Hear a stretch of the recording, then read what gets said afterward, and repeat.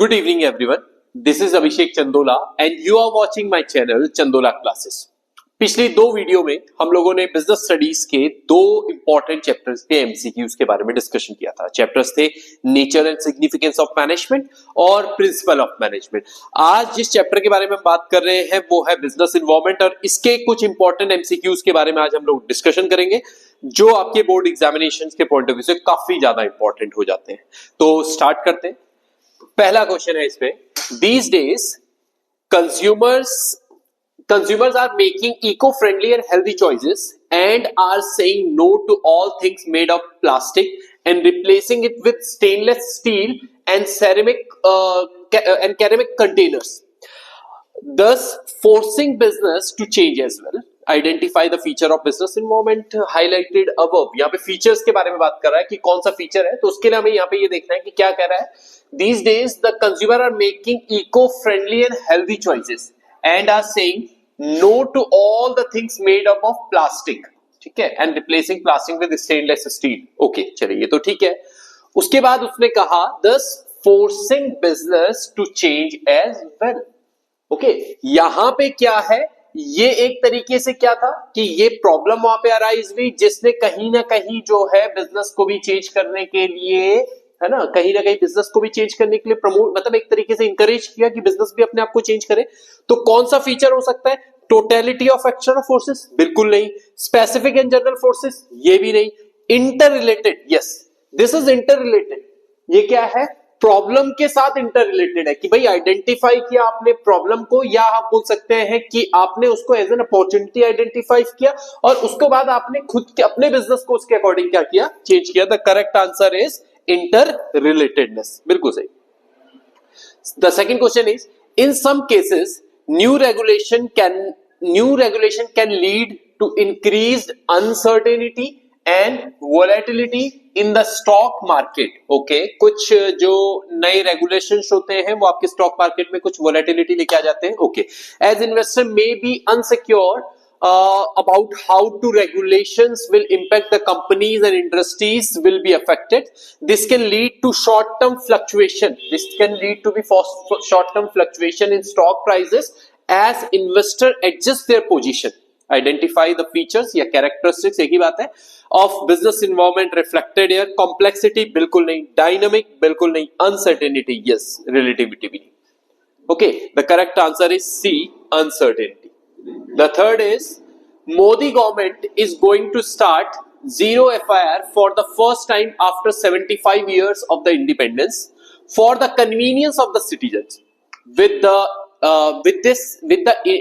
initiative, the citizen will able to lodge complaint even outside the police station area. Which dimension of business involvement is discussed here? Obviously, it is कौन सा? Political involvement. Okay, तो उसके बाद आगे, अच्छा इस तरीके की चीजें कई बार लीगल इन्वॉल्वमेंट में भी लगती हैं, बट नहीं, यहाँ पे क्योंकि हमें बोला गया है कि that Modi government has started it, तो फिर ये क्या है? This is the political involvement. उसके बाद है, SK builders become the market leader in the designer house segment as it was the first to recognize the need of using artificial intelligence in designing houses in the changing environment of technological advancement. This highlight the following point and importance of the business environment. Okay, तो यहाँ पे क्या है, ये हमें समझ में आया कि भाई ये जो थे एसके बिल्डर्स जो थे, इन्होंने फर्स्ट टाइम क्या किया भाई, SK builders become the first market leader in the designer house segment as it was the first to recognise the need of using artificial intelligence in designing house in changing environment of technological advancement. Okay, अब हमें importance highlight करनी है, तो it help to identify threats and early warning signal? नहीं. It enable the firm to identify opportunities and getting the first mover advantages? Yes, है ना. It enable the firm to identify opportunities, है ना. ये SK builders ने क्या किया? It identify the opportunities and getting the first mover advantage. Third क्या था? Tapping resources, improving performance? नहीं, कुछ भी नहीं. तो यहां पे the correct answer is B. अगला क्वेश्चन हमारे पास, in the recent ruling the Supreme Court of India has ordered an immediate stop on commercial activities in the 500-meter radius of the Taj Mahal and ask our Agra Development Authority to ensure compliances of its directive. Which dimension of business involvement is reflected here? Obviously, it is legal involvement. Okay, तो यहाँ पे क्योंकि court ने आपको direction दी, कोई government ने नहीं, कुछ नहीं, कोर्ट ने आपको कहा है, तो this is the legal involvement. Several initiatives have been undertaken by the government of India to encourage domestic manufacturing and export of defense equipments. Make in India in defense was one such scheme launched by the government to ensure companies across the world to manufacture defense product in India.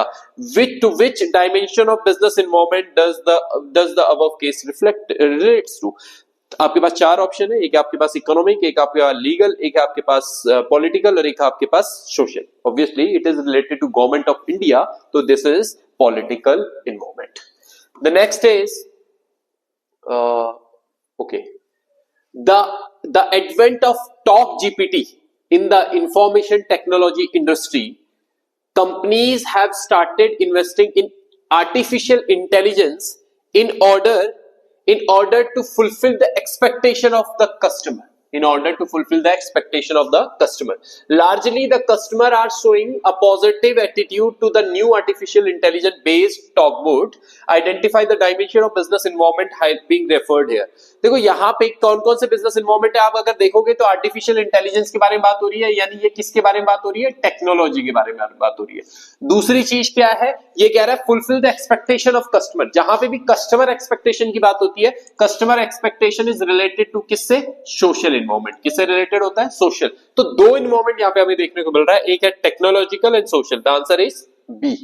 Okay, उसके बाद next question number 8. Which dimension of business involvement shown in the below picture? यहाँ पे picture base अब कई बार आता है हमारे पास, ये थोड़ा सा क्लियर नहीं है, तो ये देखेंगे, ये है हमारे पास ट्रेड साइकिल लिखा हुआ है, ट्रेड साइकिल. ये है एक्सचेंज रेट, ये इन्फ्लेशन, ये recession. All these are the factors of किसके फैक्टर्स हैं? ये इकोनॉमिक इन्वॉल्वमेंट के. किसके फैक्टर्स है? Economic involvement. The answer is D, economic involvement. Next है हमारे पास, Which of the following is the element of social involvement? Rate of saving and investment? बिल्कुल नहीं. Expectation from the workforce. अभी हमने इससे पहले वाले क्वेश्चन में भी, 2 क्वेश्चन पहले भी हम लोगों ने बात किया था, वहां पे मैंने हाईलाइट किया था एक्सपेक्टेशन ऑफ कस्टमर था, एक्सपेक्टेशन फ्रॉम द वर्कफोर्स. ये हमारे पास क्या है? ये सोशल इन्वॉल्वमेंट का पार्ट जो है यही है. ओके, उसके बाद नेक्स्ट उस पे आ जाए. Aiming to revive Jammu and Kashmir attraction as the top location for film shooting, the J&K Film Policy 2021 offers a host of incentives to the filmmakers such as subsidies and low long-term interest rate, okay, for films with patriotic and certain other themes shoot in Jammu and Kashmir, for giving work opportunities to the local artists. This will have an impact in the business environment in the state. Which component of business environment is highlighted here? यहाँ पे ये कह रहा है कि जम्मू कश्मीर जो है वो काफी चीजें कर रहा है. क्या कर रहा है? वो होस्ट मतलब काफी इंसेंटिव्स प्रोवाइड करा रहा है, जैसे such as subsidies on long term interest rate. जो लॉन्ग टर्म इंटरेस्ट रेट है उसके ऊपर सब्सिडीज प्रोवाइड करा रहा है. किसको? कुछ उसने डायमेंशन कहे, उन्होंने कहा कि अगर जम्मू एंड कश्मीर के आर्टिस्ट को आप मौका देते हो तब. उसने कहा कि अगर पैट्रियोटिक मूवीज या कुछ ऐसे रिलेटेड थीम्स के ऊपर आप कोई मूवी बनाते हो तब आपको इस तरीके की सब्सिडीज दी जाएगी. तो कौन सा है?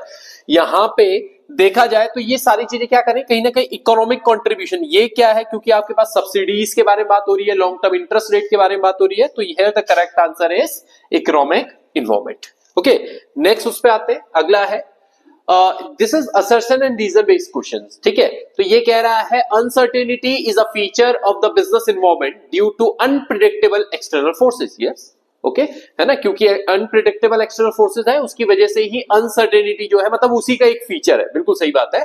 Businesses must navigate uncertain condition arising from market fluctuation and regulatory changes. बिल्कुल सही बात है.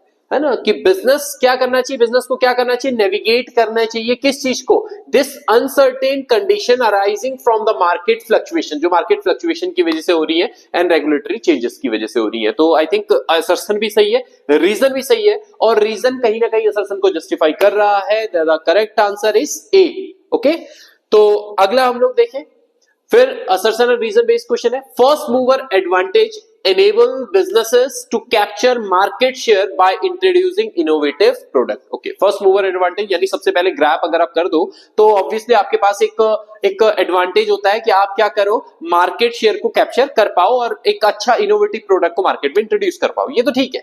Being the first to the market, being the first to the market, being the first to the market allows firms to establish brand loyalty and set industry standard. ठीक है, ये भी सही है कि अगर आप मार्केट में नए हो, सबसे पहले अगर आप किसी चीज को अप्लाई करते हो तो ये क्या करता है, कहीं ना कहीं ब्रांड लॉयल्टी क्रिएट करता है ना, और है ना, and set the industry standard को भी सेट करता है। ये दोनों चीजें अगर आप फर्स्ट मूवर एडवांटेज हो तो आपको ये चीजें मिलती है, यानी असर्शन भी सही है, रीजन भी सही है, बट यहां पे है कि रीजन कहीं ना कहीं असर्शन को कुछ जस्टिफाई नहीं कर रहा है ना, तो यानी both assertion and reason are true, but reason is not the correct explanation of assertion, reason assertion का सही एक्सप्लेनेशन नहीं है। This is question number 12। आते हैं क्वेश्चन नंबर 13 पे, इंटररिलेटेडनेस refers to interconnectedness of different element with the business environment। बिल्कुल सही है ना, it is the interconnectedness of different elements in the business environment, सही बात। Understanding these interconnections help business to anticipate changes and adapt their strategies accordingly। ये भी बिल्कुल सही है, अगर आप ये इंटरकनेक्टेडनेस को समझ गए तो कहीं ना कहीं it help the business to anticipate the changes, है ना, और उसके अकॉर्डिंग आप जो भी चेंज है उसको अडेप्ट करने में आपकी हेल्प करता है, स्ट्रेटेजीज को अडेप्ट करने में आपकी हेल्प करता है। तो आई थिंक ये भी सही है, ये भी सही है, यानी assertion and reason both are true and reason is also the correct explanation of assertion। The correct answer is A। Okay, अगले उसमें आते हैं, नेक्स्ट क्वेश्चन नंबर 14।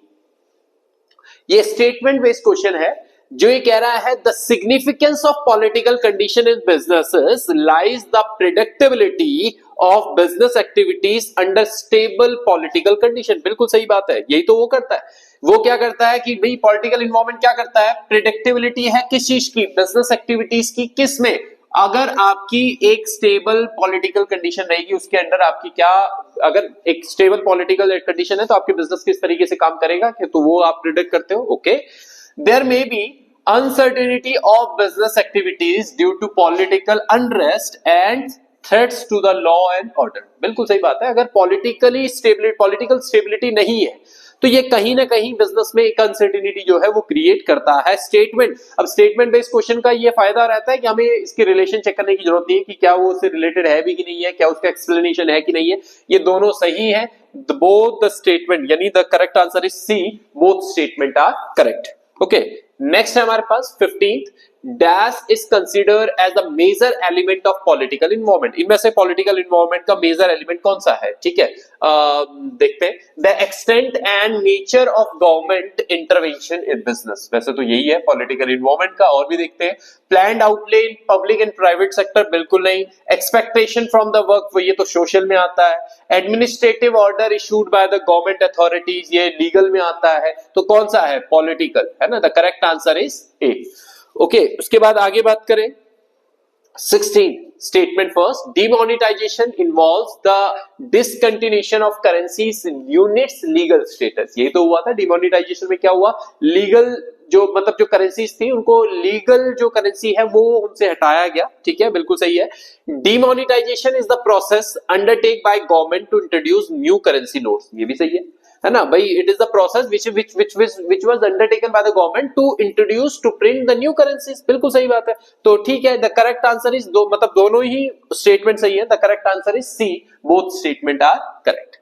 अब यहां पे हमारे पास फिर केस बेस्ड क्वेश्चन, वैसे तो केस बेस्ड ही थे, बट एक केस बेस्ड क्वेश्चन आया जहां पे 17 to 20 ये चार क्वेश्चन आपको एक केस के बेस पे आपको इसका आंसर करना होगा। तो देखिए क्या है, the name and taste of Coca Cola is known to almost each and every individual in India as well as throughout the world।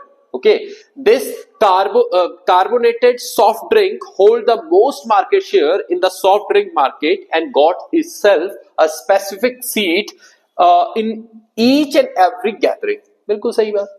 The Coca-Cola company has on occasion introduced other cold drinks under the Coke name.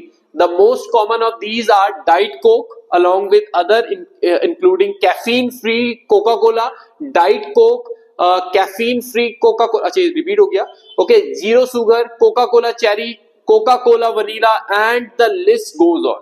It has capitalized on each and every opportunity to market itself effectively and place itself in the middle of every gathering. The main reason for such outstanding placement of product goes the way they have established the connection between every occasion and the need for Coca-Cola to be present there, product design and creative advertising. Okay, यही था.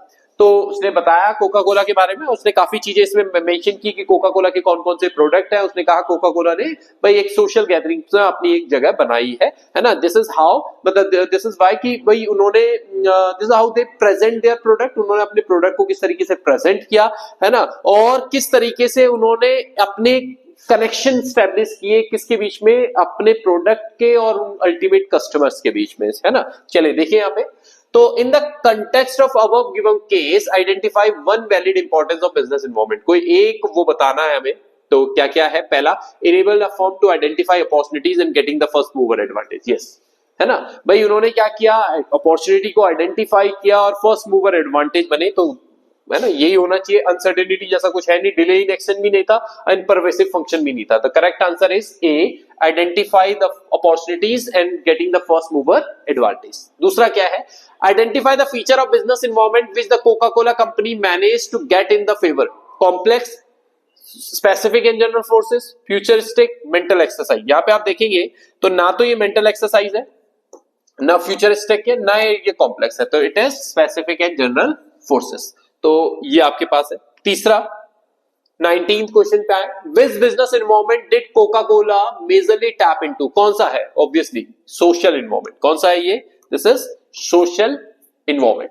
Okay, और last पे आ जाए, which of the following is not a product of Coca Cola. इनमें से कौन सा Coca Cola का प्रोडक्ट नहीं है? हालांकि देखो अभी उसने कौन कौन से नाम बोले थे, डाइट कोक कैफीन फ्री उसने बोला था, कोका कोला जीरो शुगर भी उसने बोला था, कोका कोला चेरी भी उसने बोला था. ये एवोकाडो का कोई कोका कोला उसने बोला नहीं था. बोला था क्या? नहीं. तो करेक्ट आंसर इज सी, ये नहीं है इनका प्रोडक्ट. तो correct answer is C. Okay, तो ये कुछ इंपॉर्टेंट बट सिंपल हम लोगों ने कुछ एमसीक्यूज देखे जो बिजनेस इन्वॉल्वमेंट के पॉइंट ऑफ व्यू से आपके लिए इंपॉर्टेंट रहते हैं. देखो एमसीक्यूज ना इसी के इर्द गिर्द घूमते हुए दिखेगा आपको. ठीक है, आपके पास कहीं पे ये नहीं है कि चीजें बहुत ज्यादा कॉम्प्लेक्स होंगी, बहुत डिफिकल्ट होंगी, बहुत डिफरेंट होंगी. नहीं, आपकी बात बहुत सिंपल सी है. देखो आपने आज के 20 एमसीक्यूज में भी देखा होगा कि हमारे पास ज्यादातर एमसीक्यूज जो है वो किसके हैं? एलिमेंट ऑफ बिजनेस इन्वॉल्वमेंट के इर्द गिर्द घूम रहे हैं. आपके पास ज्यादातर एमसीक्यूज यहां से आएंगे भी एलिमेंट्स ऑफ बिजनेस इन्वॉल्वमेंट के. और इसी तरीके से कोई कंडीशन आपके पास दे देगा और आपको बोलेगा कि identify the element of business involvement highlighted here. तो इस तरीके की चीजें. तो मैं फिर आपसे बोलूंगा एमसीक्यूज की प्रैक्टिस करो, साथ में अपने जिस भी एमसीक्यू में आपको प्रॉब्लम हो रही है, यानी इफ यू आर गेटिंग मतलब if you are facing the problem in business involvement, तो sorry the element of business involvement, तो उस टॉपिक को एक बार गो थ्रू जरूर करो. क्योंकि एमसीक्यू की प्रैक्टिस करने से एमसीक्यूज की ही प्रैक्टिस होती है, उस टॉपिक की प्रैक्टिस नहीं होगी. अगर दिक्कत टॉपिक में होगी तो आपको टॉपिक को एक बार गो थ्रू करना पड़ेगा. अभी हमारे पास इतना टाइम तो है कि हम उसको गो थ्रू कर सकते हैं. तो नेक्स्ट वीडियो में हम लोग प्लानिंग वाले चैप्टर के साथ, काफी आसान चैप्टर है वो, तो प्लानिंग चैप्टर के साथ प्लानिंग एमसीक्यूज के बारे में बात करेंगे. तो मिलते हैं अपनी नेक्स्ट वीडियो में. Till then good bye.